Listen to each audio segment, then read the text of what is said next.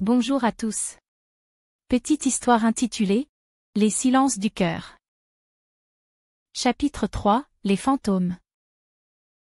Le temps avait passé comme une traînée de sable qu'on laisse filer entre ses doigts, 1 an déjà depuis ce soir où elle avait claqué la porte. 1 an de silence pesant, de regrets étouffés sous des sourires de façade.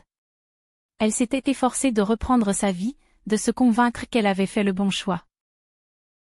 Pourtant, la nuit, les murs se refermaient sur elle, et les souvenirs revenaient avec une cruauté implacable. Chaque coin de rue, chaque café, chaque chanson entendue par hasard semblait murmurer son prénom. Elle n'était jamais vraiment seule, son absence était devenue un fantôme qui hantait chacun de ses pas.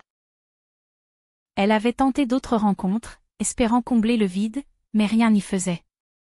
Aucun regard n'avait déclenché cette brûlure, aucune voix ne résonnait en elle comme la sienne. Les gestes des autres semblaient fades, les paroles creuses, comme si la vie s'était vidée de sa couleur.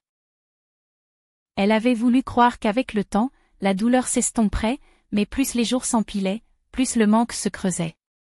Elle se surprenait parfois à relire leurs anciens messages, à sourire malgré elle avant de s'effondrer, le cœur serré par la nostalgie. Elle comprenait enfin que ce qu'elle avait détruit n'était pas une simple relation, mais un morceau d'elle-même. Un soir, alors qu'elle parcourait machinalement les réseaux sociaux, son cœur s'arrêta. Une photo. Lui. Toujours le même sourire, mais un peu plus marqué par le temps. Il semblait heureux, entouré d'amis, vivant une vie qu'elle avait fuie.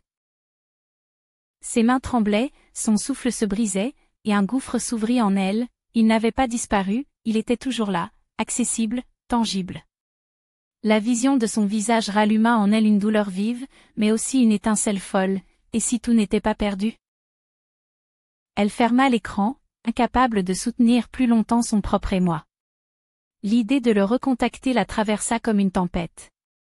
Mais aussitôt, la honte et la peur revinrent la frapper, après tout ce qu'elle lui avait dit, après la brutalité de son départ, comment pourrait-elle espérer qu'il lui pardonne?